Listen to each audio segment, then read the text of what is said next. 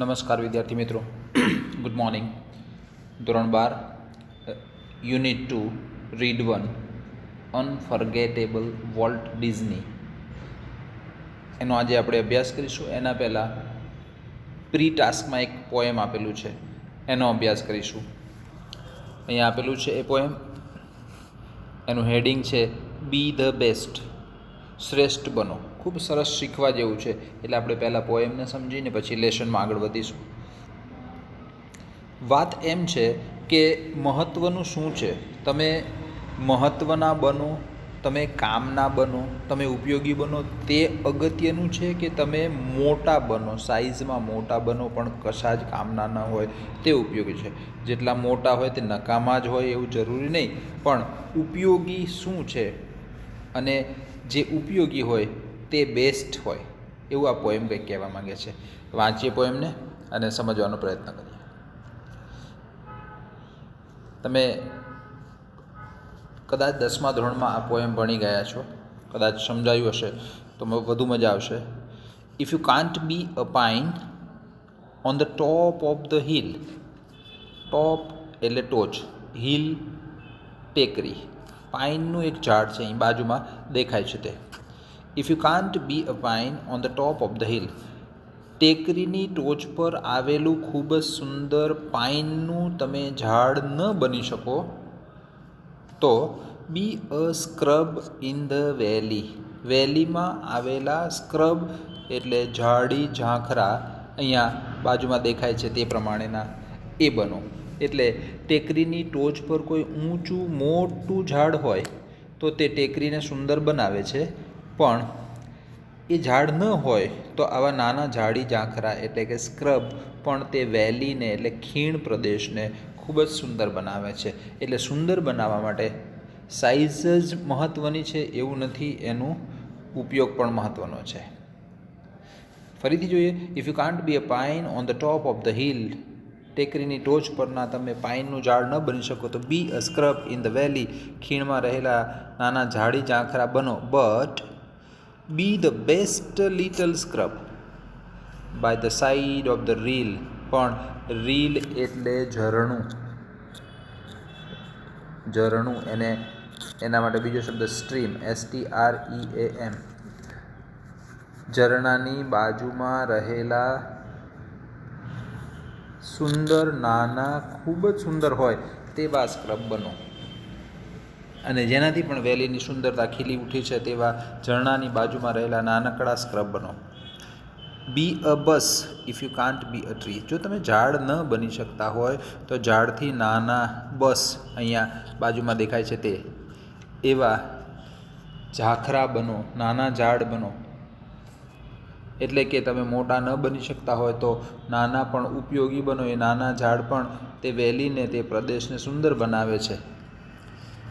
If you can't be a bush, be a little bit of grass, તમે બસ એટલે નાના ઝાડી ઝાંખરા પણ ન બની શકતા હોય તો be a bit of grass, bit એટલે નાનકડું, ટચુકડું ગ્રાસ, ટચુકડું ગ્રાસ એટલે ઘાસ બનો. And sum highway happier make, અને કોઈ હાઈવેને ખૂબ જ સુંદર બનાવો. તમે એવું કોઈ દ્રશ્ય જોયું હશે કે સરસ મજાનો એક રોડ હોય અને એની બાજુમાં એકદમ ગ્રીન ગ્રાસ હોય ચારે બાજુ લાગેલું, તો એનાથી આ રોડની સુંદરતા વધી શકે છે. એટલે કે જો તમે ઝાડી ઝાંખરા ન બની શકતા હોય તો તમે નાનકડું ઘાસ બનો અને હાઈવેને સુંદર બનાવો. ઇફ યુ કાન્ટ બી અ મસ્કી, મસ્કી એક પ્રકારની સુંદર માછલી છે, અહીંયા બાજુમાં આકૃતિમાં દેખાય છે એ પ્રમાણેની. જો તમે મસ્કી ન બની શકતા, બહુ જ મોટી હોય સાઇઝમાં અને સુંદર દેખાતી હોય, તો મોટી હોય તો સુંદર દેખાતી એવું જરૂર નહીં, તો તમે મસ્કી નામની મોટી માછલી ન બની શકતા હોય, ધેન જસ્ટ બી અ બાસ, નાનકડી માછલી. આ બાસ એ પણ એક પ્રકારની માછલી છે, અહીંયા આકૃતિમાં દેખાય છે એ પ્રમાણે. જો તમે મસ્કી ન બની શકતા હોય તો બાસ બનો. બટ ધ લાઇવલીએસ્ટ, લીવલીએસ્ટ નહીં, લાઇવલીએસ્ટ જીવંત, સજીવ બનાવી દે તેવી, વાતાવરણ જીવંત બનાવે તેવી બાસ ઇન ધ લેક, લેક એટલે તળાવ, તળાવના વાતાવરણને જીવંત બનાવે એવી નાનકડી બાસ માછલી બનો.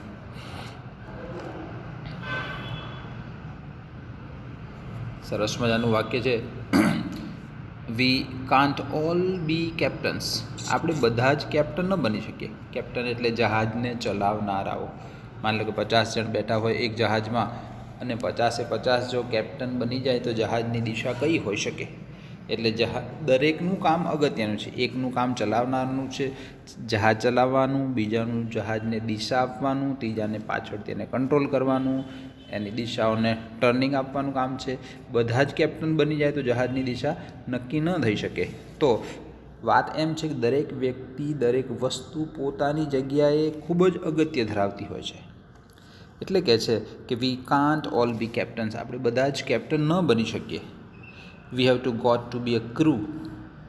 ક્રૂ મેમ્બર શબ્દ તમે સાંભળ્યો હશે. ખલાસી, જહાજ પર કામ કરનાર હોય તે ખલાસી. આપણે ક્રૂ મેમ્બર અથવા તો બીજા સભ્યો, ગ્રુપના બીજા સભ્યો બનવાનું છે. There is something for all of us here. આપણા દરેક માટે અહીં કંઈક ને કંઈક કામ વહેંચાયેલું છે. There is big work to do and there is laser two do. કોઈ કામ મોટા હોય, કોઈ કામ નાના હોય. And the task we must do is near. Task એટલે કામ, જેનું સિમિલર તમે વર્ક કરી શકો. જે વર્ક આપણે કરવાનું છે તે નિયર, તમારી પાસે છે, તમારા હાથ વેંતમાં છે.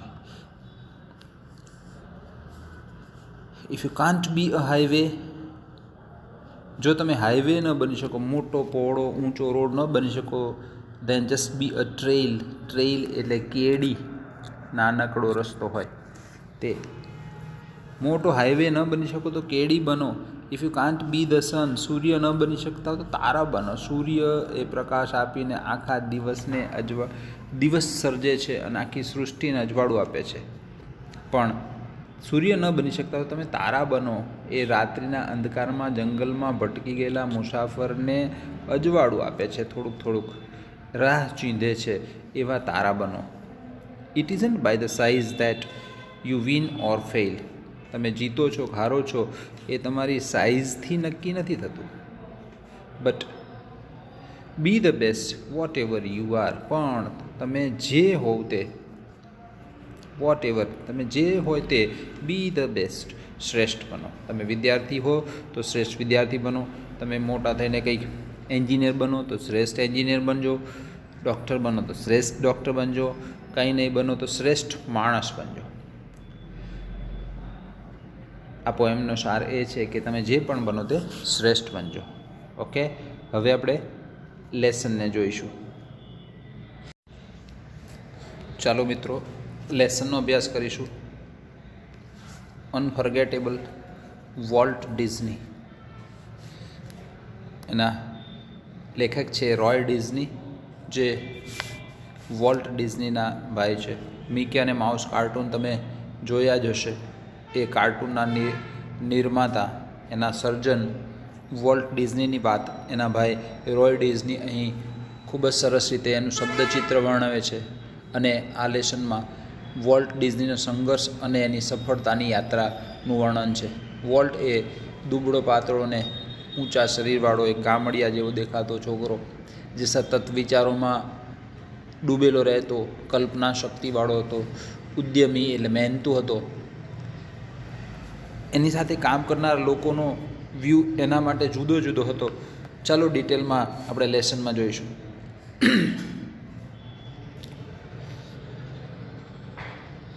સ્ટાર્ટ કરીએ lesson. My brother Walt. My brother એટલે એના ભાઈ રોય ડિઝની એ વોલ્ટ ડિઝની વિશે કહે છે. My brother Walt is no more. No more એટલે મૃત્યુ પામ્યા છે. મારા ભાઈ વોલ્ટ, મારો ભાઈ વોલ્ટ એ નો મોર, હયાત નથી એટલે મૃત્યુ પામ્યા છે. Yet his influence. ઇન્ફ્લુઅન્સ એટલે અસર,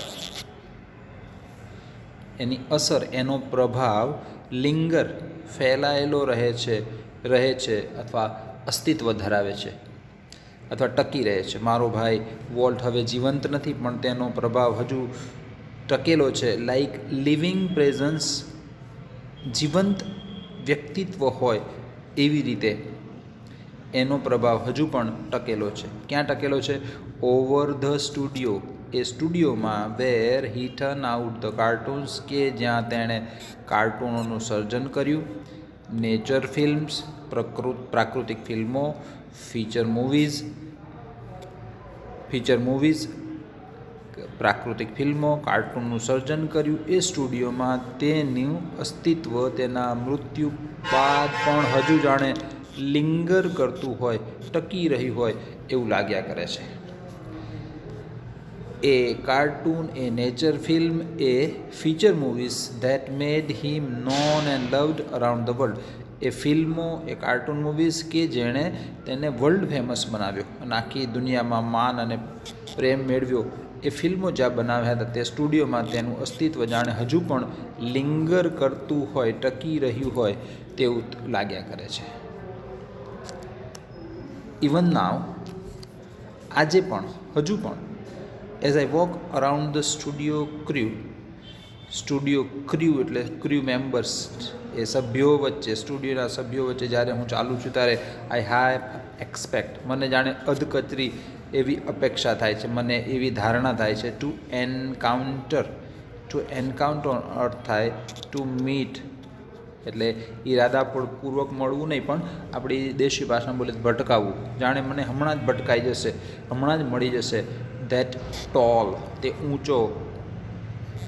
કન્ટ્રી બોય એટલે ગામડિયા જેવો દેખાતો છોકરો, દેશી છોકરો. કન્ટ્રી બોય ફિગર, ગામડા દેશી દેખાતા શરીરવાળો છોકરો. હેડ બો એટલે ઝૂકવું, માથું ઝુકાવીને. ઇન થોટ, વિચારોમાં માથું ઝુકાવેલું હોય. અબાઉટ સમ ન્યૂ પ્રોજેક્ટ, કોઈ નવા પ્રોજેક્ટમાં વિચારોમાં માથું ઝુકાવેલું હોય તેવો.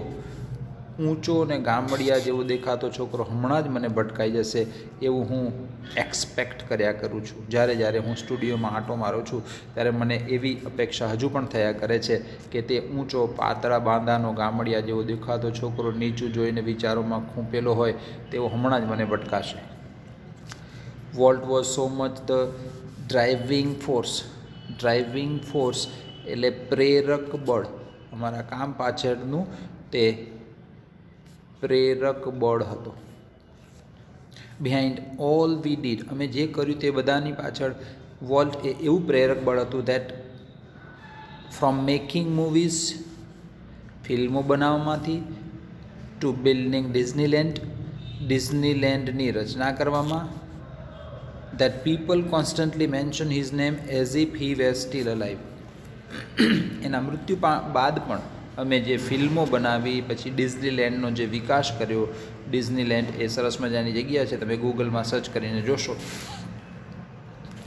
વોલ્ટે બનાવેલી, જેને આ વોલ્ટની ટીમે, એના ભાઈ વગેરે થઈને એનું ડેવલપમેન્ટ કર્યું. એ બધામાં એ વોલ્ટ એ એવો ડ્રાઇવિંગ ફોર્સ એટલે પ્રેરક બળ હતો કે પીપલ કોન્સ્ટન્ટલી મેન્શન, લોકો હજુ પણ તેને મેન્શન કરે છે. મેન્શન એટલે ઉલ્લેખ કરે છે એના નામનો. એઝ ઇફ, જાણે કે. હી વેર સ્ટીલ અલાઇવ, તે હજુ પણ જીવંત હોય. આ વાક્ય રચનાને યાદ રાખશો. As if he were, as if પછી જો વેર આવે તો એ ધારણા છે. જાણે કે તે જીવંત હોય તેમ લોકો એના નામનો હજુ પણ ઉલ્લેખ કરે છે. Every time V so a new picture, જ્યારે વી સો અ ન્યૂ પિક્ચર, અમે કોઈ નવું પિક્ચર જોતા. Or open a new feature at Disneyland, કે ડિઝનીલેન્ડમાં કોઈ નવું ફીચર, કોઈ નવી રાઈડ, કોઈ નવું લાક્ષણિકતા ચાલુ કરતા ત્યારે. Someone is bound to say, કોઈક વ્યક્તિ તો કહેવા. બાઉન્ડ એટલે બંધાયેલું, બાઇન્ડનું V3 છે, બાઇન્ડ, પાઉન્ડ. કોઈ વ્યક્તિ તો એવું કહેવા બંધાયેલું હતું, એટલે કે કોઈ વ્યક્તિ, કોઈક વ્યક્તિ તો બોલી જ ઉઠતું કે I wonder how Walt would like it. Wonder એટલે વિચારવું. હું વિચારું છું કે વોલ્ટને આ કેવું લાગશે. આપણે જે નવું ડેવલપમેન્ટ કર્યું છે, નવું પિક્ચર બનાવ્યું છે, અથવા તો ડિઝનીલેન્ડમાં નવું ફીચર એડ કર્યું છે, તે વોલ્ટને કેવું લાગશે. વોલ્ટ તો મૃત્યુ પામ્યો છે, પણ એના ક્રૂ મેમ્બરમાંથી કોઈક આજે પણ બોલી ઉઠતું. એન્ડ વેન ધીસ હેપન્સ, અને જ્યારે આ બન્યું ત્યારે I personally realize that it was something he himself had planned. અને આવું કંઈક બનતું અથવા બન્યું ત્યારે પર્સનલી મને વ્યક્તિગત રીતે રિયલાઇઝ એવો ખ્યાલ આવતો, એવું ભાન થતું દેટ ઇટ વોઝ સમથિંગ, એ એવી કંઈક બાબત હતી હી હિમસેલ્ફ હેડ પ્લાન, કે વોલ્ટે પોતે પ્લાન કર્યો હોય, વર્ષો પહેલાં પ્લાન કર્યો હોય, તેના માઇન્ડમાં આ આઈડિયા હોય અને તેને આજે અમે એક્ઝિક્યુટ કર્યું હોય, અમલમાં મૂક્યું હોય, મને એવું પર્સનલી રિયલાઇઝ થતું. ફોર માય ઇમેજિન એટલે કલ્પના કરી, ઇમેજિનેટિવ એટલે કાલ્પનિક, કલ્પના શક્તિ ધરાવનાર. ઇન્ડસ્ટ્રીયસ એટલે ઉદ્યમી એટલે મહેનતુ. મારા કલ્પના શક્તિ ધરાવનાર મહેનતુ brother left in projects in progress. મારો મહેનતુ અને કલ્પના શક્તિ ધરાવતો મારો ભાઈ મારા માટે એટલા બધા પ્રોજેક્ટ એ પ્રોગ્રેસમાં, ચાલુ કન્ડિશનમાં મૂકતો ગયો છે. To keep the rest of us busy for many years. Rest એટલે બાકી વધેલા અમારા બધાને મેની યર્સ, ઘણા વર્ષો સુધી બિઝી રાખે એવા એ કેટલાય પ્રોજેક્ટ પ્રોગ્રેસમાં મૂકીને ગયો છે. Walt was a complex man. Complex એટલે ન સમજાય તેવું, એને તમે જટિલ કહી શકો. જટિલ. વોલ્ટ એક જટિલ વ્યક્તિ હતો. બધા જુદા જુદા વ્યક્તિઓ એના વિશે જુદી જુદી માન્યતા ધરાવતા, એટલે કોઈને સ્પષ્ટ ન સમજાય, એક લીટીમાં વ્યાખ્યા ન કરી શકાય તેવો તે વ્યક્તિ હતો. ટુ ધ રાઇટર્સ, લેખકો માટે તે કેવો હતો? To the writers, producers and animators. લેખકો, નિર્માતાઓ અને એનિમેશન બનાવનારા, ચિત્રો બનાવનારા, હુ વર્કડ વિથ હિમ, તેની સાથે કામ કરતા હતા, તે બધા માટે કેવો હતો? હી વોઝ અ જીનિયસ, તે એક જીનિયસ હતો.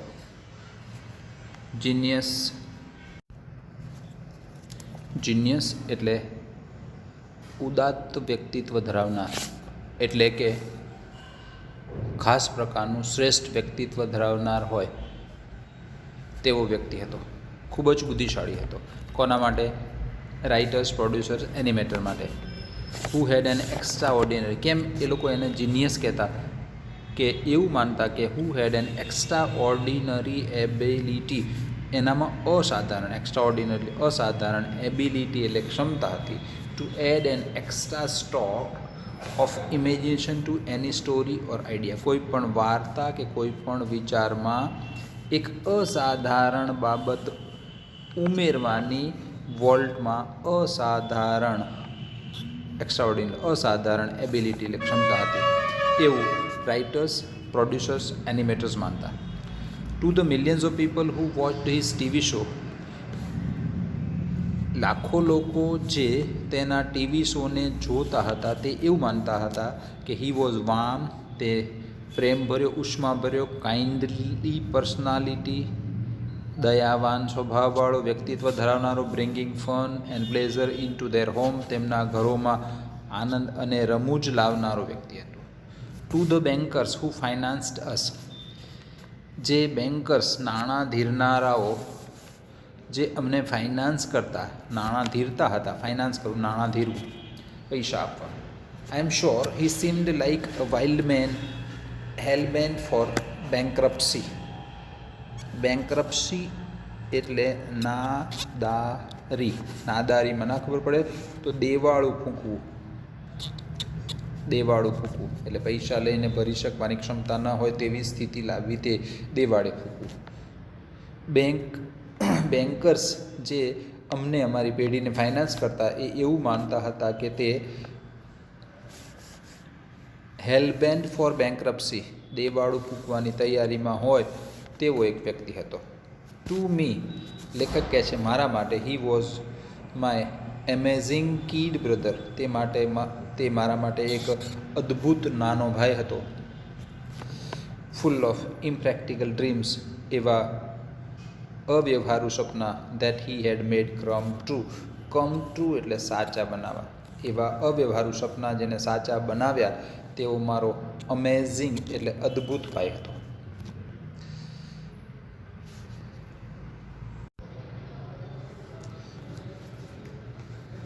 The apple orchard and weeping willows stand green and beautiful at our old farmhouse where Walt sketched his first animals. Sketch એટલે સ્કેચિંગ કરવું, સ્કેચ કરીને ચિત્ર દોરવા. વોલ્ટે તેનું પહેલાં પ્રાણીઓના ચિત્રો દોર્યા. સાવ શરૂઆતમાં પ્રાણીઓના જે ચિત્રો દોર્યા હતા તે અમારું જૂનું ફાર્મ હાઉસ હતું. ત્યાં સુંદર મજાના લીલા ઝાડવાઓ, વીપિંગ વિલોઝ એટલે લીલા ઝાડવાઓ, એપલ ઓર્ચાર્ડ સફરજનની વાડી આજે પણ છે. એટલે અમારી સફરજનની વાડી અને હરિયાળા વૃક્ષો ધરાવતું જૂનું ફાર્મ હાઉસ આજે પણ છે, જ્યાં એટલે જ્યાં વોલ્ટે તેના પહેલાં પ્રાણીઓના ચિત્રો દોર્યા હતા. આઈ રિકોલ ન થાય, યાદ કરવું, તમે એને રિમેમ્બર કહી શકો. REMEMBER.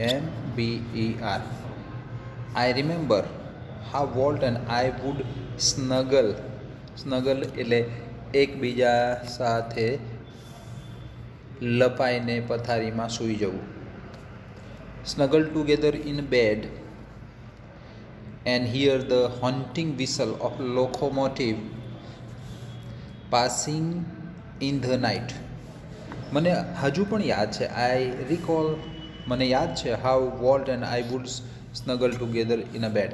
હું અને વોલ્ટ પથારીમાં કેવા લપાઈને સૂઈ રહેતા અને હોન્ટિંગ એટલે ડરામણી, લોકોમોટિવ એટલે ટ્રેનની ડરામણી સીટી રાતે સંભળાતી હતી તે સાંભળતા હતા. Our uncle Mike was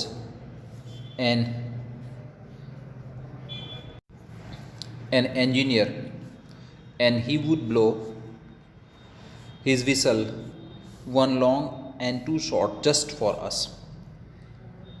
volt અને રોય નાના હતા ત્યારે તેના ઘર પાસેથી પસાર થતી ટ્રેનના એન્જિનિયર એટલે એન્જિન ડ્રાઈવર એના અંકલ માઇક હતા અને તે ફોર અસ અમારા માટે એક લાંબી અને બે ટૂંકી વિસલ વગાડતા.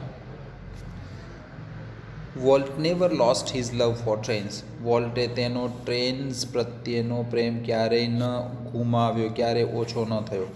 યર્સ લેટર, વર્ષો પછી, an old fashioned train was one of the first attraction at Disneyland. ડિઝનીલેન્ડમાં એક જૂના જમાનાની ટ્રેન, જૂના મોડલની ટ્રેન એ એનું પહેલું આકર્ષણ હતું. એ ટ્રેન તમે અહીં આકૃતિમાં જોઈ શકો છો અને ગૂગલમાં પણ એના પિક્ચર્સ હશે, એને ક્લિક કરીને તમે જોઈ શકો છો.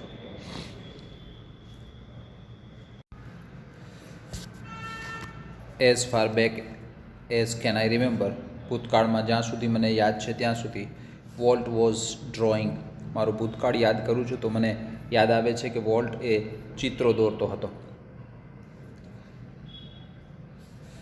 The first money he had ever made was a nickel for a sketch of neighbour's horse. એણે પહેલાં પૈસા જે મેળવ્યા હતા તે પડોશીના ઘોડાનું એક સ્કેચ એટલે ચિત્ર દોરવીને મેળવ્યા હતા અને તે નિકલ હતા. નિકલ એટલે 5 સેન્ટ હોય.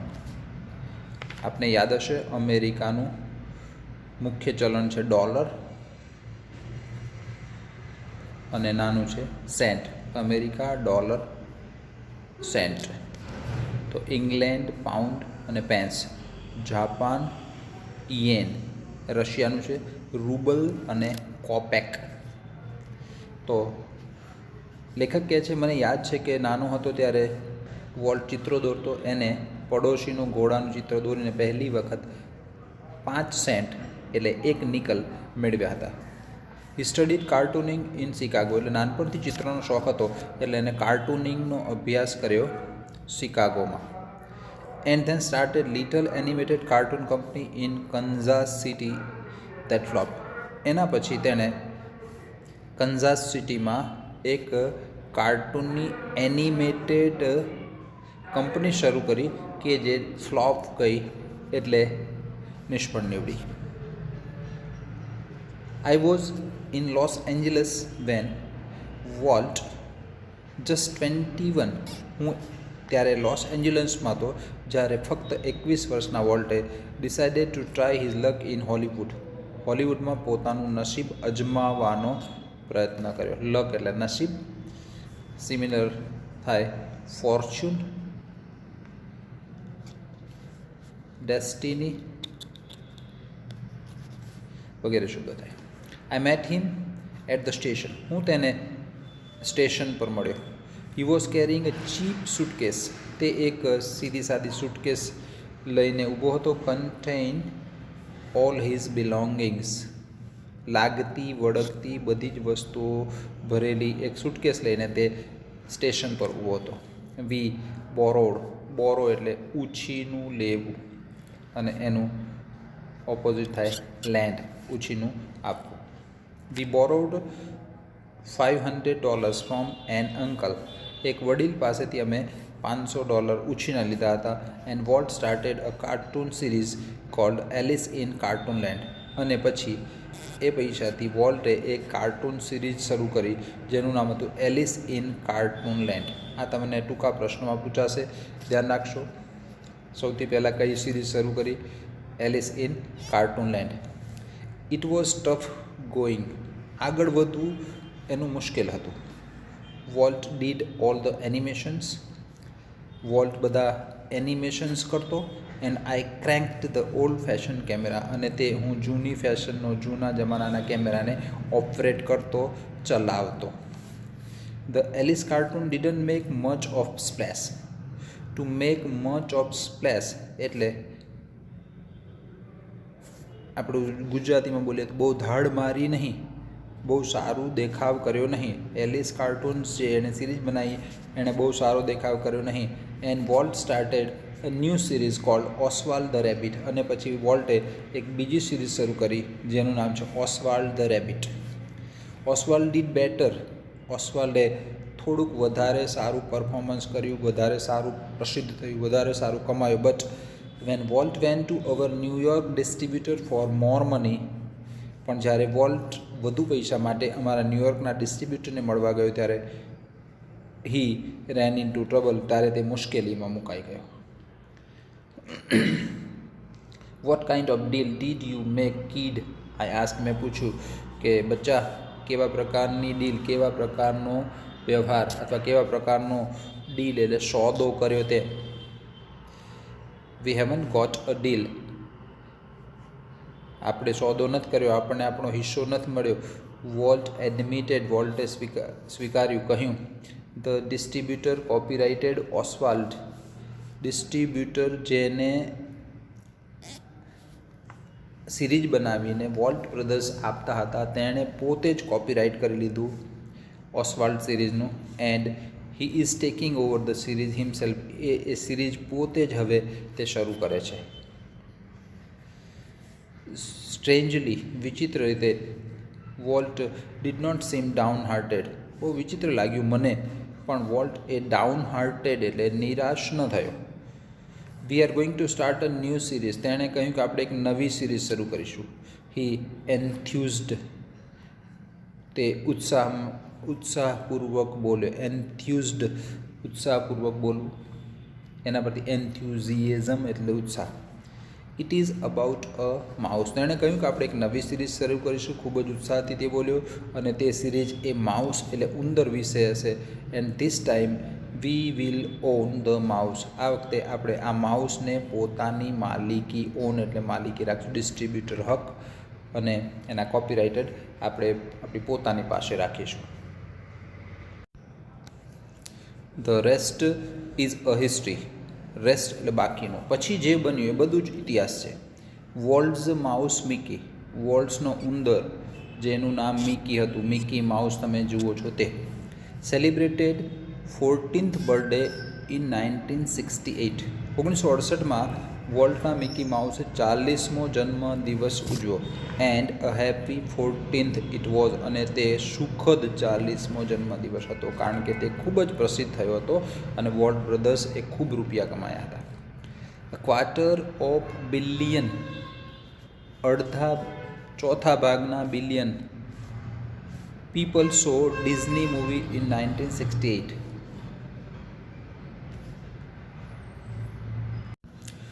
અડધા બિલિયન લોકોએ 1968માં ડિઝની મૂવી જોઈ હતી. ક્વાર્ટર છે એટલે ચોથા ભાગના, 1/4, એટલે 1 મિલિયન એટલે 10 લાખ થાય, એટલે ક્વાર્ટર બિલિયન એટલે લગભગ 25 કરોડ થાય. 25 કરોડ લોકોએ લગભગ 1968 સુધીમાં ડિઝની મૂવી જોઈ હતી. 100 મિલિયન વોચ્ડ અ ડિઝની ટીવી શો. 100 મિલિયન લોકોએ ડિઝનીનો ટીવી શો જોયો હતો, એટલે લગભગ 10 કરોડ થાય. અને નિયરલી લગભગ અ billion red Disney book or magazine અને લગભગ 1 બિલિયન લોકોએ ડિઝની બુક અને મેગેઝિન વાંચ્યા હતા. And almost 10 million visited Disneyland, અને લગભગ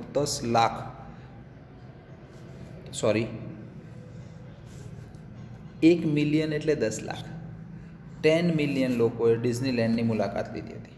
and Mickey, as volt used to say, started it all, અને વોલ્ટ જેમ કહેતા કે મિકીએ જ આ બધું શરૂ કર્યું છે, મિકી નામના ઉંદરે જ આ બધું શરૂ કર્યું છે. એટલે કે તેમની પ્રસિદ્ધિ હવે આસમાને આંબવા લાગી છે. Mickey was the first successful product of Walt's matchless imagination and ability to make his dreams become reality. Mickey શું હતું? તો હિઝ ફર્સ્ટ સક્સેસફુલ પ્રોડક્ટ, એની પહેલી સફળ પ્રોડક્ટ હતી. કોની? વોલ્ટની મેચલેસ એટલે અજોડ, જેની જોડી ન જડે તેવી. ઇમેજિનેશન એટલે કલ્પના શક્તિ. And ability to make dream come reality, સપનાને વાસ્તવિકતામાં બનાવવાની, અને તેની અજોડ કલ્પના શક્તિનું પહેલું સફળ ઉત્પાદન હતું. કોણ? તો Mickey. It was an ability he could turn on for any occasion, large or small.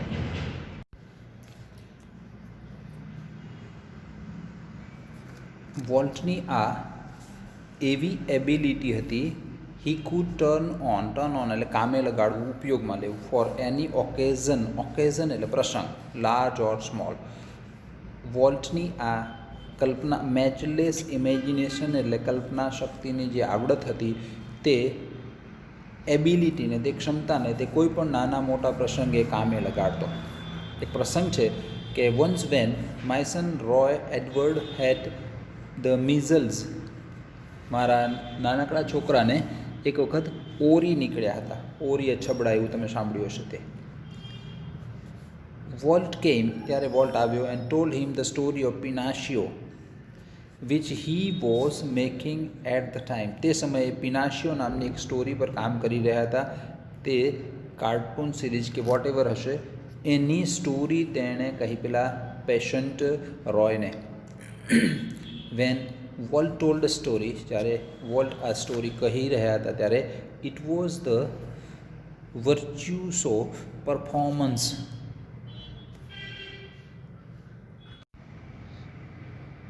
ત્યારે તે એક વર્ચ્યુસો પરફોર્મન્સ એટલે એક કાબેલિયતભરું રજૂઆત હતી. એની વાર્તા રજૂ કરવાની શૈલી એ ખૂબ જ કાબેલિયતપૂર્વકની હતી. His eyes riveted his listener, rivet એટલે જોડાયેલા રહેવું, તેની આંખો લિસનર એટલે સાંભળનાર એટલે શ્રોતા તરફ ફિક્સ જોડાયેલી હતી. હિઝ મુસ્ટાચ એટલે મૂછો ટ્વિસ્ટેડ એક્સપ્રેસિવલી, અભિવ્યક્તિ રજૂ કરતી હોય તેમ તેની મૂછો પણ ટ્વિસ્ટ થતી હતી, મરોડ દેતી હતી.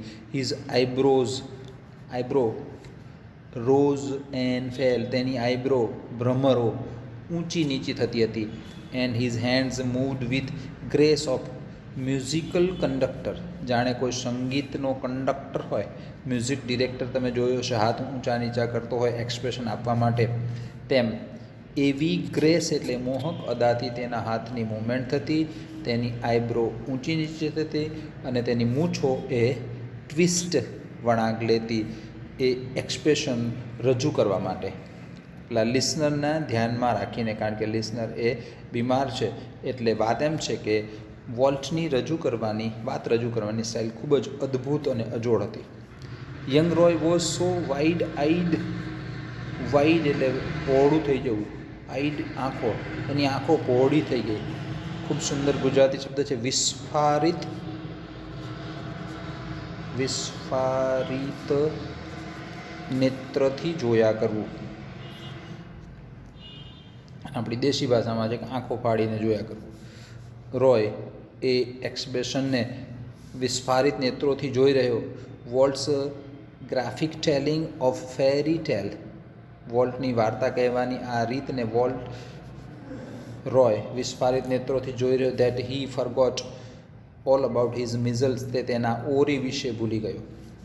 Letter when he so the finished picture, પછીથી થોડા સમય પછી જ્યારે હી એટલે રોય પેલા છોકરાએ એ ફિનિશ્ડ બની ગયેલું ચિત્ર જોયું ત્યારે હી વોઝ સ્ટ્રેન્જલી ડિસઅપોઇન્ટેડ, તે થોડોક નિરાશ થયો. બની ગયેલું ચિત્ર જોઈને નિરાશ થયો અને એમ બોલ્યો કે it didn't seem as exciting as when uncle Walt told it. Uncle વોલ્ટે જે વર્ણન કર્યું હતું એટલું એક્સાઇટિંગ તો આ પિક્ચર પણ નથી. Like many people who work to create હ્યુમર્સ,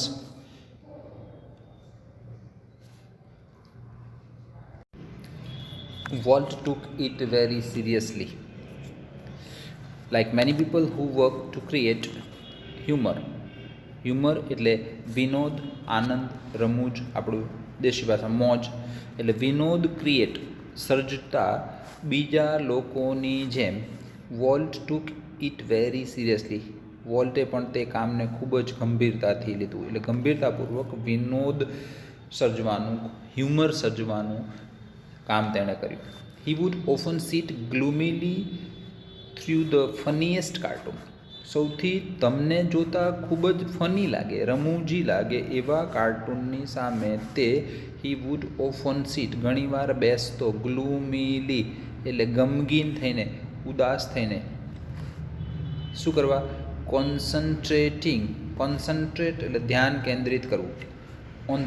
on some way to improve it, એને કઈ રીતે ઇમ્પ્રૂવ કરી શકાય, કઈ રીતે સુધારી શકાય તે બાબત પર ધ્યાન કેન્દ્રિત કરતો. તે ફનીએસ્ટ કાર્ટૂનની સામે પણ ખૂબ જ ગ્લુમીલી, ગંભીર થઈને બેસતો.